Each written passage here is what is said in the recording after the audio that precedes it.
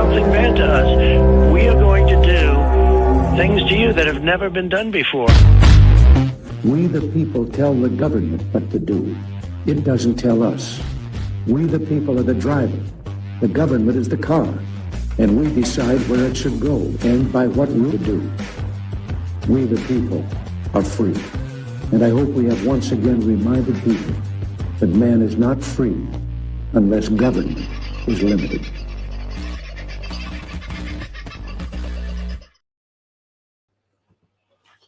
Well, hello, folks. Better turn the light on just to make sure you can see just how bad my hair really is.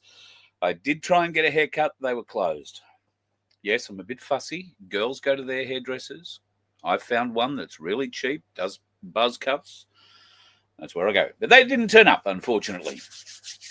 Anyway, I'll have to go in during the week rather than on a weekend. How did your weekend go? I had a little bit of fun. Took the Mustang for a drive. When I say the Mustang, it sounds like mine, but it's not. It's Cass's. It hadn't been for a run in a little bit, so I took it down in Orangan back yesterday to do a couple of other chores and give it a bit of a wash, so it looks nice. No speeding tickets or sundry other stupidity. I wasn't the dickhead on the road, but by God, I did look good. Just want to say, did look good. That blue Mustang, my favourite colour. It just happens to be Cass's as well, of course, so don't suppose there's much chance of me getting it. Anyway, she is missing the car, she said. We'll be back to hopefully drive it in the not too distant future. She's still trekking away around the countryside. Hello to everybody who is in the house tonight. And unfortunately, Sunflower is not well. Get well, darling. I hope you, whatever it is that you have that ails you, I hope you get rid of it. And you and your family don't wind up catching it all. I hope Rick hasn't got it. But best of luck getting through it, Dale. Best of luck getting through it. The lovely Aussie Sue, as always, please like to, or remember to like, share, and subscribe this program if you can, or subscribe to us if you can, folks, if you feel you're going to get any worthy information out of it. Maybe not tonight, but in other nights previous. We'll see what tonight holds as we go on there. There is no doubt going to be some interesting comments in tonight's show. The lovely Sandy K, I hope you are well, darling. Up to 102 and 3 more coming, I see in the chat. We're talking donkeys here, folks, in case you were wondering. G'day, Dusty. Hello, Sharon. Nice to have you in. Scotty the News. Baz was first in the house tonight too, I think. Dusty Silk. Hope things are going well. You've had a bit of excitement in your neck of the woods the last few days, Dusty. Hope you haven't been standing on any townhouse roofs or anything like that. People around Tamworth will know what that means. G'day, Pete from Penaroo. Hope things go well in your part of the world. Bloody hot over there, I bet, mate. And we will be talking weather in the near future, although you've probably just had a bit of rain come through your way, judging the map that I'm looking at the moment. Let's have a bit of a scan down, see who I haven't said hello to. Hello, Belinda. Wayno from Wilmo is back in the house. And, well, he does have a few toys too, folks. You've got to go to Wilmington to find them. And it may well be a treasure hunt by the time you get there, but we'll see what happens. Margot, hope you are well. Ange, I hope you are well. G'day, ads. And there we are at the bottom of that chat. So, we do have some interesting things to talk about tonight, folks. So, shall we get into it first up? There is a very interesting fellow who goes by the name of Jeffrey D. Sachs. Now, he's not just a professor, he's also the director of the Center for Sustainable Development at Columbia University. He was interviewed recently and has been making some, well, rather interesting claims, or statements, should I say. He first of all claims that it's, well, the spicy cough may not have come from Wuhan. The one thing I would say is that I think almost without a doubt it is a lab release, and very, very likely it originated in a U.S. laboratory that was involved in viral manipulation, but in a program perhaps that wanted to test the virus in Wuhan as well, because Wuhan had bat colonies and other reasons. And so the U.S. has a lot of answering to do, and a lot of people know that. A lot of people do know that. A lot of people are ducking for cover, and it wasn't lost on Professor Jeffrey D. Sachs that maybe Joe Biden might have known something about that too. Many things, many truths are never revealed. So it could be that they go a certain distance and then stop. And this, I think, is one thing that happened with the Biden administration, which is that there was an internal realization, oh, this is somehow a manipulated virus. Very interestingly, up until now, the Democrats were completely aligned, almost until very recently, against any investigation. So he doesn't believe that Biden's 84 pardons that were put out are worth the paper they're written on, a bit like this Ninth Circuit Court judge who has declared not just those four faces, but 80 others not to be covered by the pardon that Joe Biden dished out just before he left office. Sneaky old prick that he is. I think I played the wrong bloody grab there. So this is the bit where he seems a bit sus on Joe Biden's. It's interesting that Mr. Fauci was given a pardon in advance of any charge by Biden in the last hours. And one of the reasons, although I don't know what was in Biden's thinking, but one of the reasons is the charge that NIH, our National Institutes of Health, under Fauci, funded the research that ultimately led to the emergence of this virus. There's a lot that has not been made public about this yet. There are a lot of questions in the U.S. About this. And whatever happened on the Chinese side, there's a lot in the U.S. that needs accounting for, and perhaps there will be some accountability in the new Congress, because many congressmen know that major actors in the U.S. have been hiding facts, and they're waiting for an opportunity to look more deeply into this. So I'm not playing this to you because we're getting any deeply new information. You and I have known what he's saying for a long time.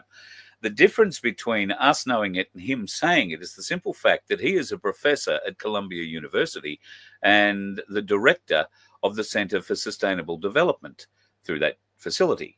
Now, this is a highly respected academic. This is a highly respected man who's clearly being put on the stage not just because of his good looks, but because of the position that he holds, and at least now, the truth that he's telling. I'd be interested to know how long he's held this position, because if he's held it through the Biden era, that last bit particularly, well, you know, I wonder if he stood up so vehemently and protested with some of the things that Biden was doing. And as he alluded to, there is so much that may never be released. Will we, the people, ever find out the truth?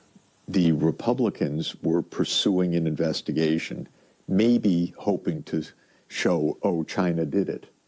But the truth is that the evidence suggests that this was a U.S.-funded activity, if, in fact, it's along that direction. I've never seen in my 4 years of studying this intensively, a story that this is somehow originated 100% based on something in China. I've seen a lot that makes me believe that this was a U.S.-funded program that perhaps involved China as well in a U.S.-China scientific collaboration, but that it was initiated by the U.S., manipulated virus in the U.S., perhaps tested in Wuhan. Many open questions. So I don't want to be misunderstood as stating anything artificially proven. No, but I've studied this intensively, and I can tell you the U.S. has things to answer for that are extremely important, and whether that will ever be allowed to come to light, this is an interesting question, because in my lifetime there have been many things the U.S. absolutely did which have never been allowed to come to light. a whole heap of things which have never been allowed to come to light. One of those things is the truth surrounding the murder of JFK. Can I show it to you? Now, I haven't adjusted or played with this video in any way, shape, or form. What I will attempt to do is slow it down and zoom it in at another stage, but not tonight. But I want you to watch this video, and particularly I want you to watch the driver of the presidential limousine. Now, the driver sits in the front left-hand seat in America. Don't be looking at the guy in the right seat. Look at the guy in the left seat. Now, you can see this video jumps a little bit. Here comes the car. Keep watching the guy driving the car, front left-hand seat or far right as we look at it. Watch him turn here. Pulls a gun, shoots the president, and drives away. Now, that picture was never seen. That film was never seen during that time. It's only been released, probably in the last 18 months or so. But it does make up what is part of the Zapruder film. But the Zapruder film has now been proved to be edited, to be faked. There's half a tree in it to begin with. But there is a whole lot more coming. And JFK was trying to teach the world a great deal before he was assassinated. He was trying to short-circuit the deep state. Kennedy was short-circuiting the New World Order. He had ordered the printing of constitutional money, United States notes, which would have destroyed the Federal Reserve, which is not an agency of the United States government. It's a private corporation owned and operated by the world bankers, controlled by the Illuminati. And its purpose was to destroy the middle class in this country and thus our economy. You see it unfolding now. You are seeing, and I predicted this well in advance, you are seeing the destruction of the economy of the United States. And it will continue. It will not get better. It's downhill from here on out. Unless we nationalize the Federal Reserve, lock up the criminals who own it, cancel the debt, which will then bankrupt the Illuminati, which is exactly what we ought to do, print constitutional money, which cannot be usurped, which cannot lead to our destruction, and go back to what we're supposed to do, and quit contracting for benefits. We're escaping from the laws of nature, and there's a terrible consequence for that. You can't contract for somebody else to keep you alive. You have to be responsible within your life to keep yourself alive. And if you can't do it, then you have to die. That's the law of nature. I couldn't agree more. It is the law of nature. You can't contract to have someone else keep you alive. You have to be responsible for your life. What we have been led to is to contract for benefits, to make sure that the government gives us what we're due. Well, the fact is, we should be more concerned about giving the government what it's due. And right now, what it's due is not more money. It's probably more due a court or a military court at that for a court-martial. Peter Dutton has come out today. He's very excited that it's the 3rd anniversary of Russia invading Ukraine, and oh, woe, the Ukrainians, the Russians are big bad bullies, but oh, the Ukrainians are so brave. They put up such a fight, and they've just been, oh, it's just awful the way the Russians have, oh. I also want to make some remarks today in relation to the 3-year anniversary for Russia's invasion of Ukraine. There are a number of points that really should be made and need to be made. Firstly is the bravery of the people of Ukraine. When I was Defence Minister, the advice that I received was that the war would be over within a matter of days, that Putin and his army would completely crush the Ukraine forces. That, of course, has turned out not to be the case. It's turned out not to be the case because Russia didn't invade all of Ukraine. As I was trying to explain to my mum the other day, who believes this bullshit from the bald-headed and Voldemort lookalike, she believes that Russia started this fight. Nothing is further from the truth. Ukraine had been systematically working their way through the Russian parts of Ukraine, namely Donetsk and a few other regions in, I think it's the northeast of Ukraine. Don't quote me on that. But these areas are predominantly Russian speaking, Russian religions, very Russian. And part of the deal with Ukraine, when Ukraine was allowed its measure or level of independence when the USSR broke up, part of the deal was that they didn't persecute those Russians that decided to stay in what was their homeland in that region of Ukraine, but they were Russian. And that was agreed. However, Ukraine, over the years, have systematically forgotten that agreement. And they have been persecuting the Russians in those areas quite severely. And when I say persecuting, I'm talking about murdering them in all sorts of weird and interesting ways. They have experimented on them chemically. They have just plain gone in and played war games and wound up shooting everybody. So they have done some atrocious things in those Russian, if you like, areas of Ukraine over the years. However, even while they were doing that, it wasn't enough for Russia to invade. It wasn't enough for them to put them off. The turning point came when Russia, whether it be through their own FSB or other intelligence services around the world, and I suspect if we're talking other intelligence services, we would be talking Q operations, white hat operations. Russia was informed or did gain knowledge of up to 24 biolabs that had been set up with US funding just inside Ukraine along the Russian border. Now, various different things were being tested in those laboratories. Various things were being created, all of them quite lethal. The testing predominantly surrounded gene therapy and matching whether it be a novel virus or some other form of synthetic agent that could attack certain genotypes within the Russian population.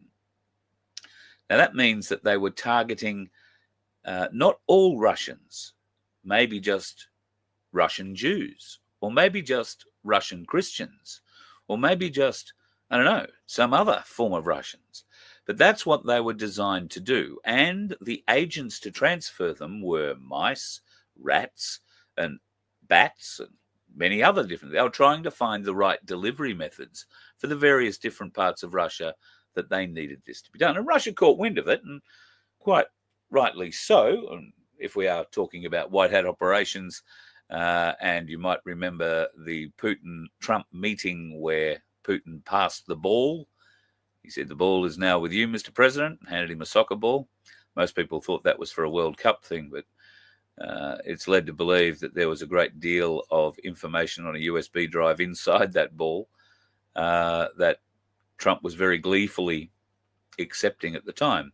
I should have dug that bit of vision out so I could show you. But there is a lot more there surrounding the Ukraine-Russian war. And this is the way Dutton would have you remember it. Now, maybe he believes that bullshit. Maybe, in spite of his extremely high security clearance, is there a higher security clearance than his, I ask? In spite of his extremely high security clearance, or maybe because of it, he is unable to know what we know to be the truth. And there is plenty of evidence of what we said. Russia has released a great deal of that evidence. Russia has released pictures of the labs. Russia has released, well, I don't know about images yes, I think there are images of children supposedly dug out from deep within these biolabs. And there are stories, although I haven't seen any images, there are stories of hybrids that have been created, human-animal hybrids. Now, we've all at various times seen some pretty startling images of dead things washed up on beaches and all that kind of thing.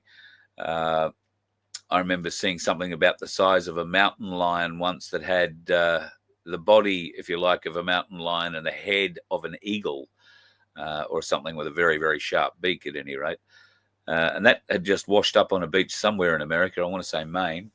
And nobody seemed to know what it was, or they did come out with some bullshit story about it. So there are plenty of bullshit stories about the Victoria Police getting a pay rise. I would have to say that is a bullshit story. The bullshit story that these bastards... Well, I'm getting ahead of myself.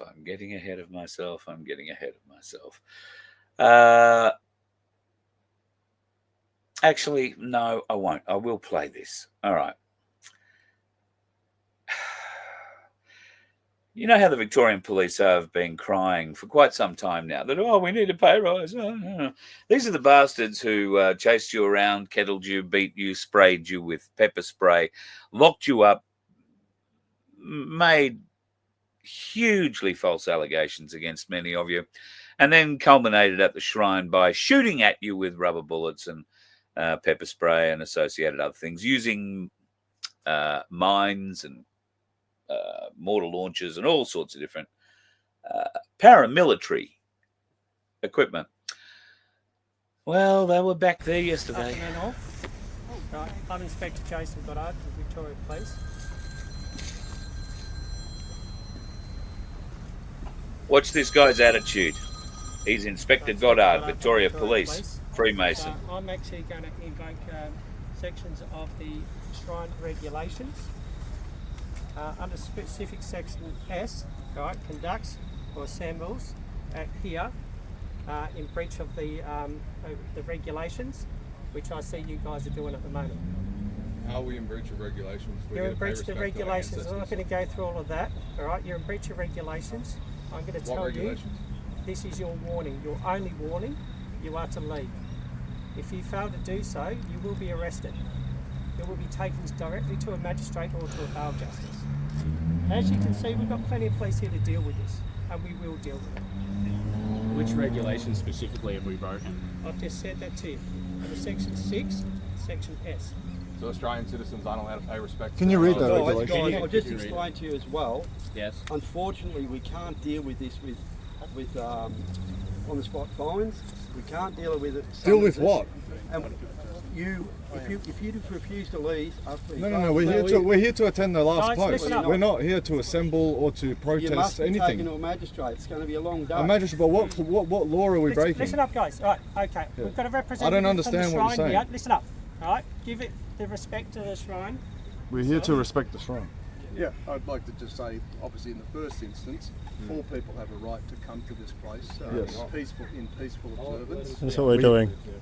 However, we do have a service planned at the moment, and that service is for a specific purpose, which is to honour war animals and their service in support of Australian Defence Force troops over hundreds of years. We believe that it is best that that service is allowed to be conducted without any group who are seeking to demonstrate any level of political allegiance or affiliation that is not related to the purpose of this place. Everybody has political allegiance. Hold on. Yeah. If we come without political memorabilia, can we attend? No, you've done your dash for today. All right, guys. You're to move. We're just here to right? attend. We're not here to assemble. If you do not, you will be arrested. Yeah. I'm going to give you 30 seconds to move on. If you want to step back. Halt. So, right. Before we go, no, wait up. What is no, wait up. What is the regulation we're Halt. breaking? Form up. He gave them 8 seconds before he started going, hut, form up. Thank you, Victoria Police. Fuck you. Good lad. Yeah, go for it. Fuck it. Yeah. Don't give those bastards any more money, folks, not until you clean out the ranks. The Masonic filth are overflowing, and that bloke leads the pack. Absolutely disgusting. And I believe that was the last post, Sunday afternoon, last post ever for some reason or other, the Victoria Police are claiming, oh, it's too expensive on a Sunday to have people there. Well, last I saw, it was officers of the Australian Defence Forces and other allies guarding the shrine. Police weren't required, especially the ones that like to turn up and throw their balls around. And I think, what were there? I saw 5. There was probably half a dozen, maybe a dozen people all up who came not dressed in political paraphernalia, not dressed with placards and signs and other shit proclaiming one side or the other. They were there to partake of the very last post at the shrine on a Sunday, because the Victoria Police don't want to turn up and protect it. Protect it from what? Masonic filth. Victoria Police, you need a clean out. You get no more money. Fuck you. Good lad. That's what you get. Fuck you. Just the way it should be. You are a disgusting bunch. And while you may have made some steps in the right direction getting rid of Shane Patton, it's quite clear you have a long way to go. So Elon Musk is still concerned about what's going on in Fort Knox, and he really does hope it's there. Apparently this is what's going on at Fort Knox at the moment. I think that's a bit of a giggle, really. Coming up very shortly, we're going to talk about Kash Patel. He's managed to sign himself off a new assistant director, and he's a bloke that many people are going to be very, very pleased has got the job. Well, there's a few other things happening. Right after this, though, I'll talk about an Australian Defence Force officer who has had his high security clearance taken off him. I'll tell you what. Hi, are you passionate about supporting independent media and social events? Voice of Freedom is dedicated to bringing you the latest happenings and things that matter. But we can't do it without your help. By donating, sponsoring, or becoming a member, you're not just supporting our mission. You're joining a community that values transparency and engagement. Your contributions allow us to continue producing high-quality content that informs and inspires. Visit VOFHQ.com to make a donation or explore sponsorship or membership opportunities. You can even donate using crypto. Together, we can amplify voices that deserve to be heard as we continue to create a vibrant platform for social change. Go to VOFHQ.com, help us to help you by joining us and making a difference today. I was talking to somebody today about the Ainsley Saver. They went and got involved with the Ainsley Saver on day 1 of its operation. In fact, I reckon they were probably amongst the first when it kicked in at around midnight. I think it was back in early January. They were telling me that they are so enamored with the whole thing. They started out initially putting $20 a week into it. Now they're putting $100 a week into it and loving seeing what is growing in their Ainsley Saver account. The fact that they can take it into crypto has also tweaked their button a little bit because they're big crypto players. Well, not big, but they play in the crypto sphere, and being able to share what they do with their dollars between actual physical gold and silver and or crypto has really been something that tipped them over the edge. So if that's something that you're into, ainsleyBullion.com.au, click on the Ainsley Saver link and fill in the details there. Don't forget to mention Voice of Freedom when you do that, just to let them know that you came from this part of the world, and they will look after you in no uncertain terms, can I tell you. Wonderful blokes. Congratulations to Michael and the team in Brisbane, Rob and the team in Melbourne, who have been putting in the hard yards, can I say, recently. And when I say hard yards, gold is, well, actually, let me just have a quick look. I haven't had a look since early this morning. So gold is climbing still, 4,626.01, and silver pretty static today at around $50.19 at the moment. So I think it was $51.31 a bit earlier. And I think just keep watching this space. Silver is not far. Remember, while I don't give dates, there are some very, very well-respected people, pundits, if you like, on our side of the fence who know a lot about financial markets, who know a lot about the fake banking system, and appear to know a lot about what is coming after the destruction of the fiat currency and the unlawful central banking system. Now, if that's the case, they're talking about early April being the dates. In fact, they're talking about April 11 being the date. So bear that one in mind for what it's worth. I'm probably just going to be doing the same thing on April 11th as I always do, just between you, me, and the gatepost. Somebody who will not be doing what they ordinarily would do is an Australian Defence Force officer who's been stripped of the security clearance they've had over loyalties to Israel. Now, this is something that has been brought to my attention from a couple of people inside the Defence Forces that I know, a couple of fairly senior people. One of those people has been in now for well over 20 years, the other one for over 15, well, probably closer to 20. And they are mentioning something similar, that there are a lot of, do we call them infiltrators? I'm not completely sure. But there are a lot of people wandering around very secure, compartmentalized areas of our defence forces who come from other countries, who have sworn allegiance to other nations and are working within the Australian Defence Force, be that in a swap role or a training role or indeed some sort of contracted role, which appears to be the case. Now, it's not just those with sympathies towards Israel that might be the problem. There are a lot of Muslims who have been invested into our defence forces, and there's nothing wrong with that. However, where do their allegiances lie? Now, is Australia and the people of Australia their first allegiance? I fear it might be something a bit like what's going on with the courts, because the courts, when you have a lawyer, and ask one, if you're going to court tomorrow and you've got a lawyer representing him, ask them who their first allegiance is to, and they'll tell you it's the court. Their second allegiance is to their colleagues, and the third allegiance is to you, the client. So the court, colleagues, then you. You reckon it might be rigged a bit? Just a bit. Speaking of rigged, don't you love these two bastards? I told you the other day that Tony the Burke and Anthony Albanese are trying to push through mass citizenship ceremonies in Western Sydney. They've planned 25 of them. 12,500 people are going to become Australian citizens before March the 4th. How bloody beautiful for them.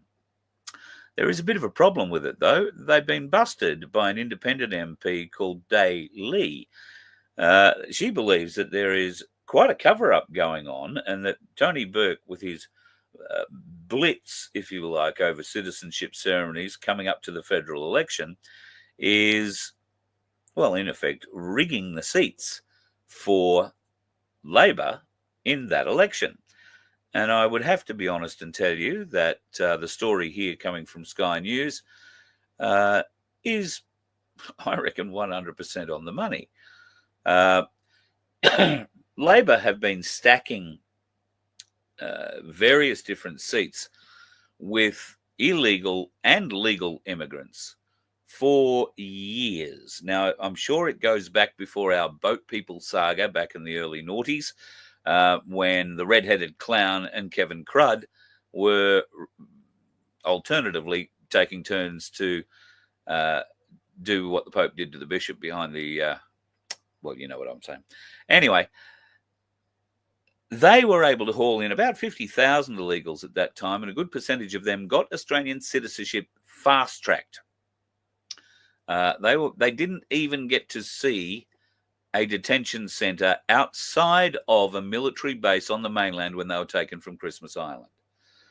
Now, they've got them into suburbs, they've got them into electorates where they want to be able to sway the vote. And in fact, they may well be able to sway a Liberal seat to a Labor, or at least maybe get one of the Teals invested in all of this. God help us if the Teals can get involved with this, because, well, they screwed everything up fairly solidly last time, even though they were a Labor plant. They'll tell you that they weren't, but they were 100% a Labor plant. And they were there designed to defray the vote, to water the vote down, if you like, the Conservative vote. And they did that beautifully, to such an effect that they all got elected. But then they got a little power hungry when they got into Parliament, and they thought they were playing with the big boys. They tried to tell Labor what to do, and then when they didn't listen, they tried to tell the Liberal Party what to do to get their support. And the Liberal Party, well, as we all know, one duck, two wings, or one arsehole, two cheeks, I think is the way that's being described today. Hopefully, we get to the bottom of it all, folks, because it's, well, a lot of what a great deal of what I've played you tonight has to do with America. I'm not playing it to you because I want to tell you about what's going on in America specifically. I'm playing it to you to be demonstrative of what will happen here in Australia. It has to happen in America first, and when it does come here to Australia, I think it will be more rapid, and it won't be just Australia that it comes to. It will be a number of countries. What actually comes is anybody's guess. Could be anything from 10 Days of Darkness and movies to, I don't know, Donald Trump coming down and saying, hello, Australia, I'm now your president, your state 53. I don't know. Could be very interesting. But if he does come down here, I would really hope he brings down his new FBI director, Kash Patel. He'd be able to leave his new assistant director at home in Washington to run the FBI. That would be Dan Bongino. I have to say the deep state will be very concerned about this. Dan Bongino is an ex-Secret Service agent. A straighter shooting arrow you are unlikely to find. Now, he has been named as the assistant director of the FBI, or the deputy director of the FBI. That places him one seat and a heartbeat away from the directorship that Kash Patel was appointed to the other day. Now, I'm not suggesting for a moment that Kash Patel is sick, that he's going to shuffle off this mortal coil, or in any way be proven incompetent in the position. In fact, just the opposite. I expect him to excel. What is really going to be upsetting for the deep state is the fact that Dan Bongino knows where all the skeletons are hidden. Maybe he doesn't know what the skeletons are. He just knows, if you're a Yellowstone watcher, he knows where the train station is. There's a lot of people who watch Yellowstone and they'll go, I get the idea. So he knows where the bodies are, folks. If you don't watch Yellowstone, he knows where the bodies are. He knows where people go to hide things, because he has already been through the system, and he has not only been through the system, he has been on the inner sanctum of the system. He was a presidential Secret Service agent. He was in the protection detail. So, yes, it's a very, very good appointment. A really, really good appointment that I think is making the FBI accountable in so many ways. Those that have been the rats, if you like, in the FBI mix for the last 8 years at least, then I think you're in for a shock. Especially when your new director of the FBI comes out with things like this. If you're unvaccinated, you resisted global propaganda worth over $100 billion. The fact that you withstood such intense pressure shows how strong you are, making you a rare breed, I think he meant breed, in a time where that kind of backbone is nearly extinct. Be proud of yourself. Couldn't be better said. Couldn't be better said. There is more truth coming out every day, folks, in different nations. We started off tonight's show with a professor from Columbia University who was also the director for the Center of Sustainable Development. Now we're going to talk about a Japanese leader who has come out and basically made this claim. This is Japan's most senior cancer doctor. The spicy cough shots are essentially murder. And he has released a report. Unfortunately, it's in Japanese. But he has released a report from his study into the side effects of what has gone on. And he doesn't pull punches in any way, shape, or form. Now, we already know that the Chinese government have been ducking for cover now for some time, apologizing profusely. The health minister came to a press conference where he admitted that mistakes were made, that he was responsible. I'm amazed he hasn't committed harikari. It's a brutal kind of culture that these Japanese executives work under, and I'm sure you're aware of that. So one would hope that the word is getting out. Certainly the Japanese people are waking up, but we also know that the Japanese government and the Japanese people were placed in great danger, and they were told to comply or earthquakes would destroy their nation. And they were given a taste of that with Fukushima. Yes, I'm telling you, that was a focused earthquake that was started by the deep state. It was done to make Japan comply. How many three-headed fish are they pulling out of the Pacific, by the way? Fukushima is apparently leaking radiation into the Pacific Ocean right off the coast there. However, the Japanese people are still eating billions of fish a day. People are still fishing the Pacific, and I've heard maybe one or two potential stories about radiation-affected fish. But if there was any huge radiation in the water, a lot of American, a lot of Russian, a lot of Chinese trawlers would be picking all that up, a lot of Korean. They're not telling anybody about it, if, in fact, there is anything to tell. There might be something to tell here with Mossad. Now, some interesting claims are being made from a Sydney sheikh, a prominent Sydney sheikh, but he is really only echoing what has been some very strong and evidence-based commentary coming out of other westernized forms of media in Sydney. This sheikh has claimed that there was a real possibility that the violent wave of anti-Semitism that supposedly has been going around the nation has been manufactured by Israel's intelligence agency Mossad. Now, he made the claim over the weekend, and he was until recently a director of the country's peak Muslim body.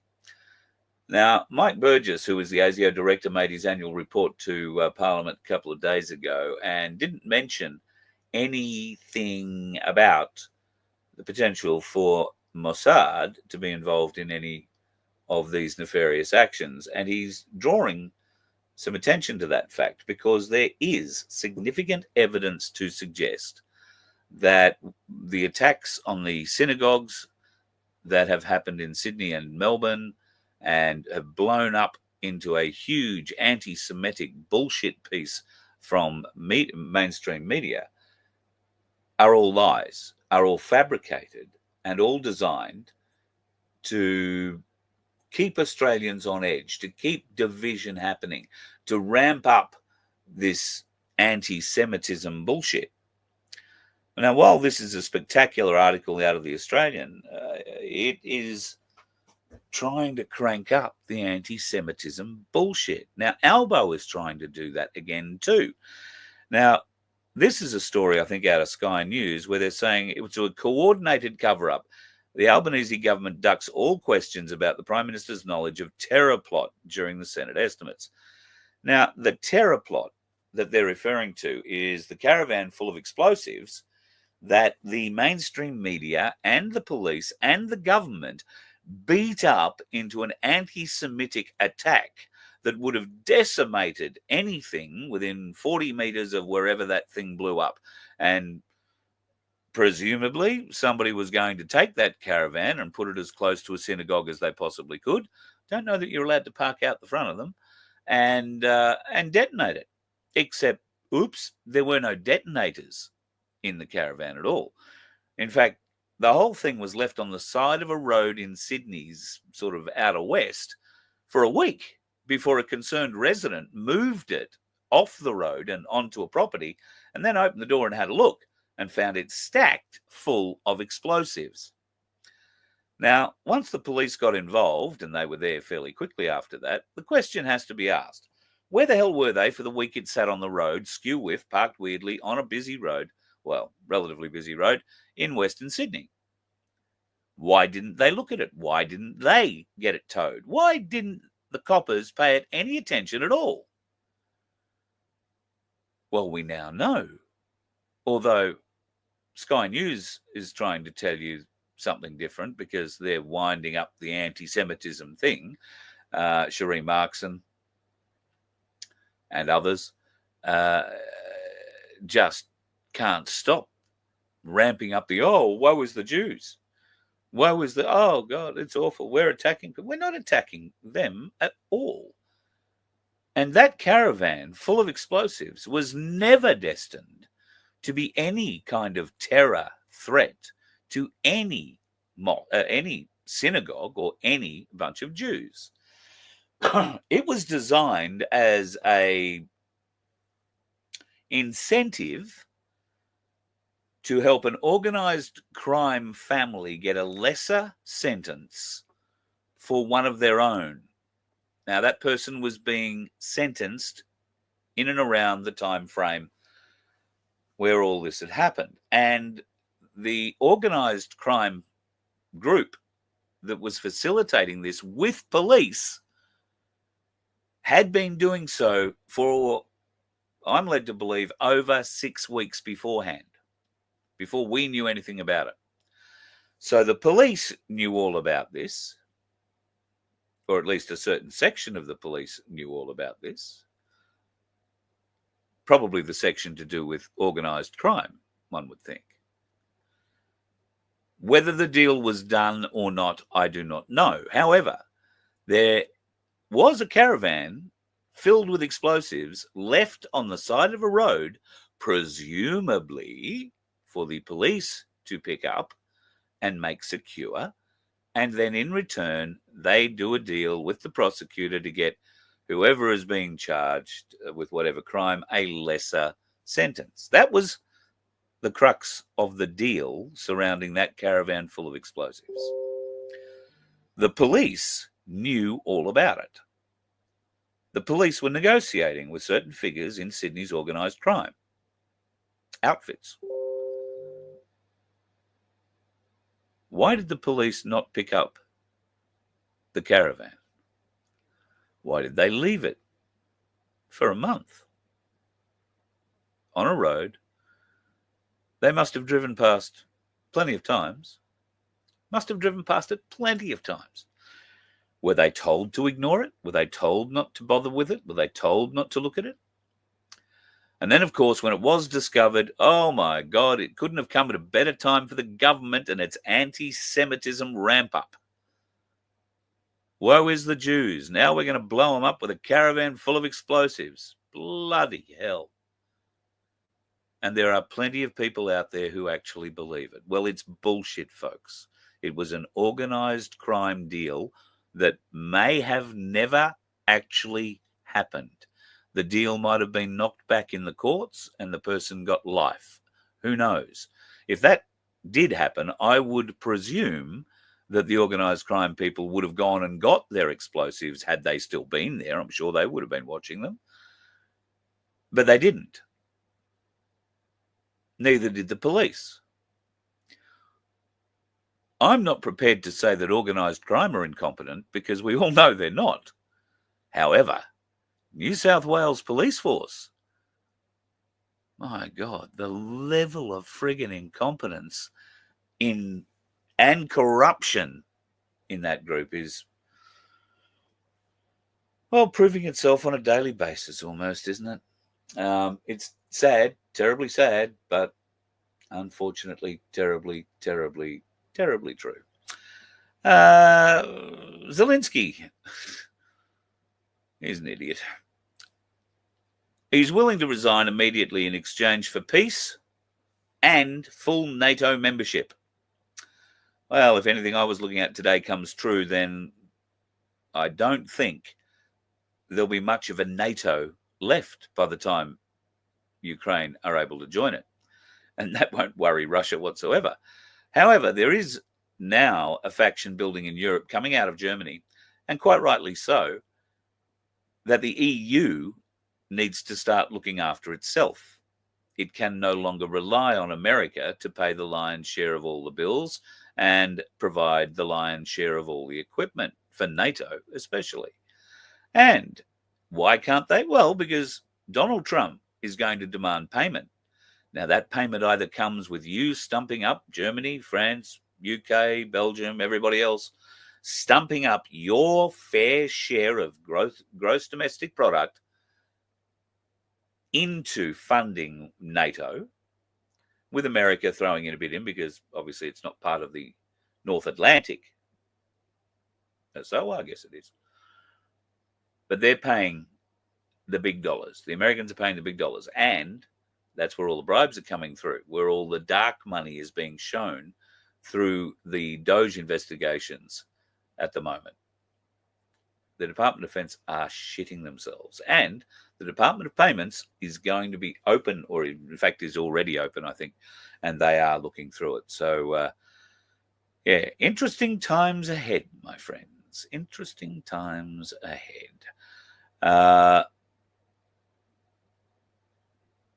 Yeah, I'm just going to go back through a few of your comments here, J1.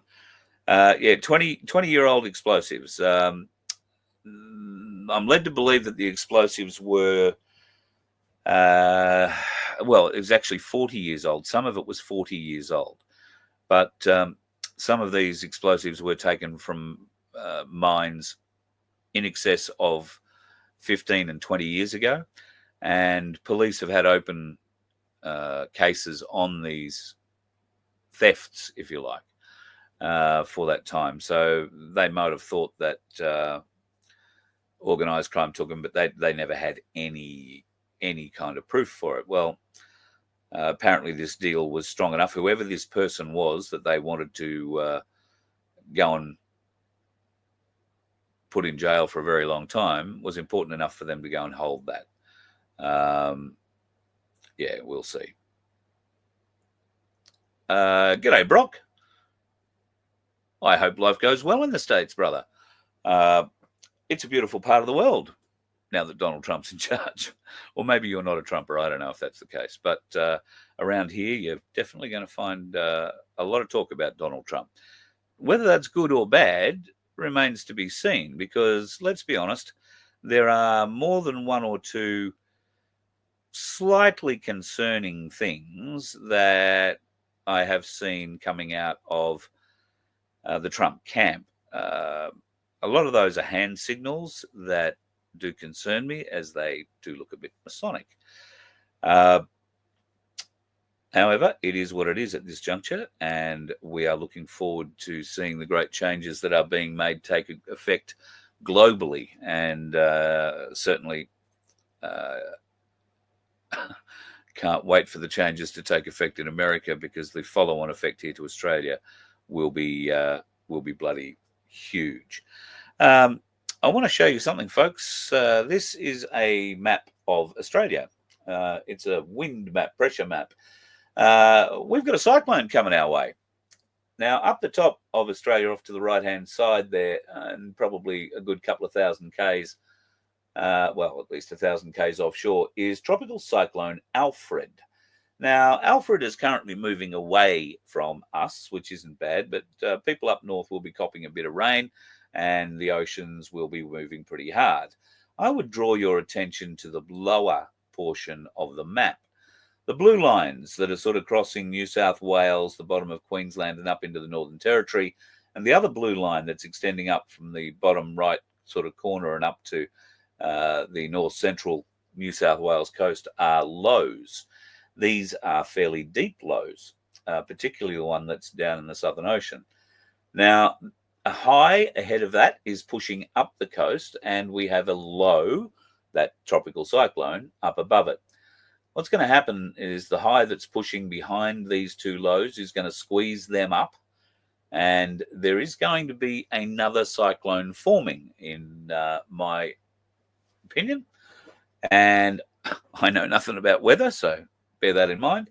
But I reckon that cyclone is going to materialize somewhere out off the Queensland coast, and I believe it will be closer to the border of New South Wales than it will be to the top of Queensland. In fact, there are certain predictions at the moment that says if a cyclone does build up and create itself in the next few days, then they're predicting March the 7th and March the 8th as the dates where it will impact Brisbane and the Gold Coast. Now, it's not unheard of for cyclones to hit Brisbane or the Gold Coast, but I've got to say, it doesn't happen very often. I think 1974, Brisbane floods, there was a cyclone involved there. And I was talking with one of the guys here on the farm today about it. I think it was in the 80s, early 80s, maybe 1980 or 81. There was another cyclone that didn't come as far down as Brisbane, or maybe got close to Brisbane, certainly affected the Sunshine Coast. I want to say Noosa was torn apart in certain places there. A lot of boats were put up out of the water. So I guess weather watchers, keep an eye on the weather and let us know what your thoughts are, because no doubt you guys read the weather a damn sight better than I do. I'm just sort of seeing which way it's moving at the moment, and over the last few years living in Queensland, you get a bit of an idea of how these things develop. Yeah, there'll be a bit of swell, I would say, what they're around Noosa. I think it'll be a lot further south than that too. Generally, if we get a cyclone, decent-sized cyclone, Category 3, Category 4 in far north Queensland, generally we will lose 10 to 15 feet, what's that, 3 to 5 metres of sand off the beaches in Surfers Paradise. Literally cliffs from the side of the road down to the beach. So yeah, you get no beach access at that time, and it takes a little while for the sand to wash back in again. But the erosion is severe, very, very severe.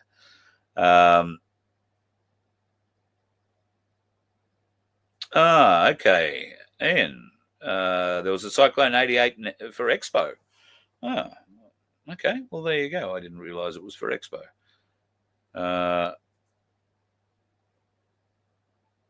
Okay, all right. Anna Bligh played the hero somewhere today. It's a change for her. She's usually just playing the fool, as far as I thought. But anyway. All right, folks. Gonna love you and leave you. We've gone, look at that. We've gone right on an hour, almost exactly. I hope you've enjoyed the show tonight. As always, folks, if you would like to help us out, we really could use it. There's a couple of ways you can do it. You can join our membership group at vofhq.com. We are planning some new shirts, some new hoodies coming up for winter, and a couple of other little surprises as well. So, of course, you'll get free postage if you're a member for any of that sort of stuff.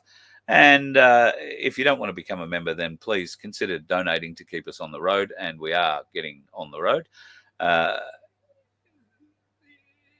You can do that by going to vofhq.com and hitting the donate button. While you're there, you might consider checking out the corruption whistleblower link and having a look at the grand jury indictment, particularly the evidence package. A lot of people have been ringing and asking me what's going on with that. How is it all progressing?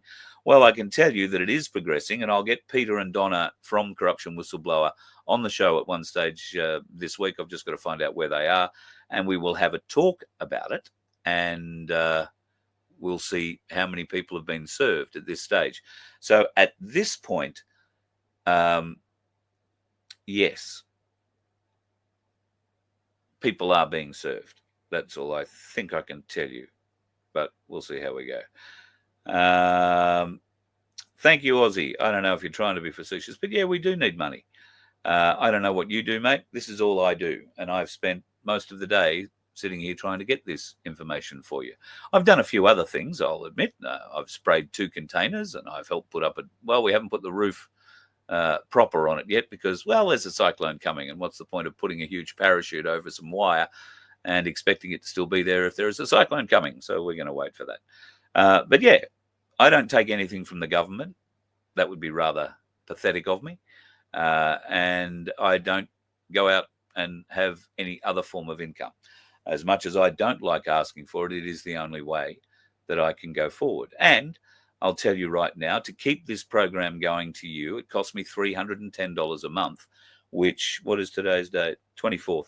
Today, my internet and phone bill is due. That's $310 that I don't have. So if we don't have a show, that's why we don't have a show.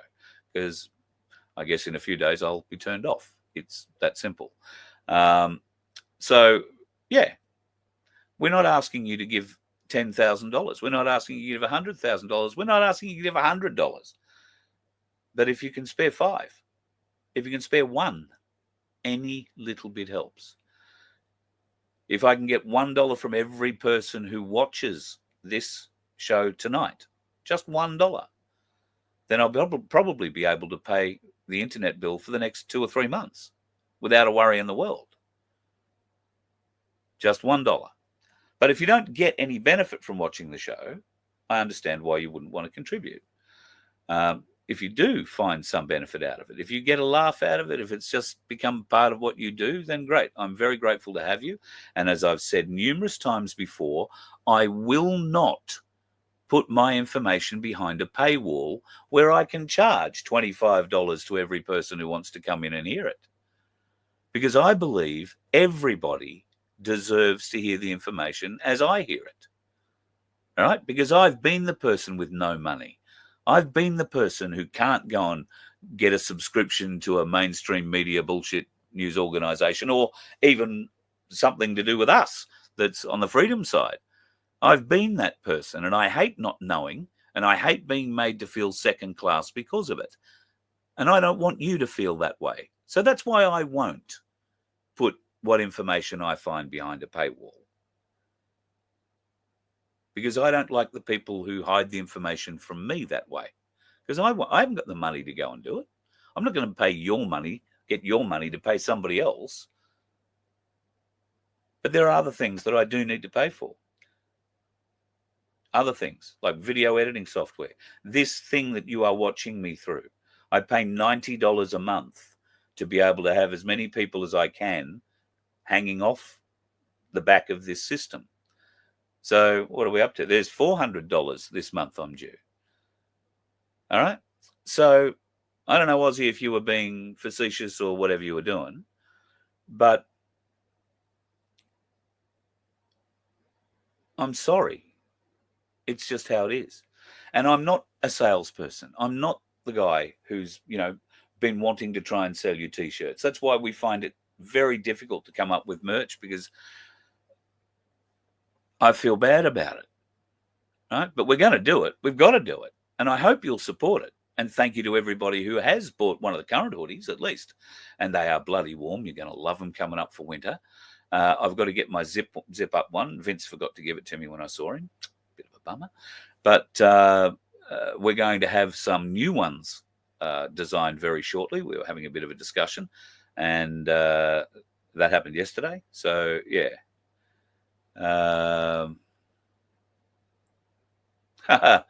Shane. Yeah, mate,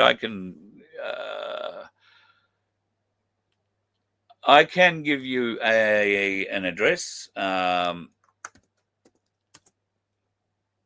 It's a care of address. So, because there's difficulties getting mail delivered to where we are, so we've got to go and collect it. So I'm going to type it into the chat and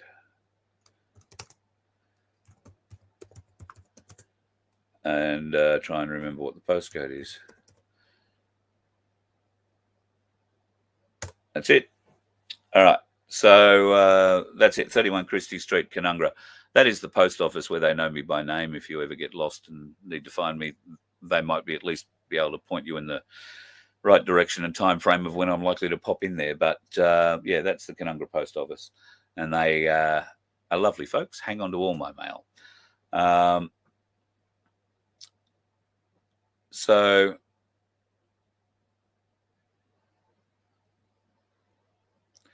sorry, I'm just reading a few of these. G'day, Scotty. Thank you, mate. You love your VOF hoodie. I love mine too. I've got 2 of them, and in fact, I've worn one so much I've worn the sleeve out on it. Vince will tell you I dragged it across the Adelaide footpath and roads while we were going to the airport under my suitcase. But that wasn't the case. That wasn't the case at all. I just leant on something a bit hard. Yeah. All right, folks. I've spoken enough. Thank you, Ozzy. Really appreciate you. And if you can share this, if you if you can help Ozzy out, that'd be great too. All right, folks. Gonna love you and leave you. It's been another long day, and it'll be another long one tomorrow. If you are out and about in it, if it's sunny for you, don't bother putting on sunscreen. The vitamin D is good for you. Just don't go and get roasted. And watch out for the dickheads on the road. You let one ant stand up to us, then they all might stand up. Those puny little ants outnumber us 100 to 1. And if they ever figure that out, there goes our way of life. It's not about food. It's about keeping those ants in line. That's why we're going back. Does anybody else want to stay? Let's rock!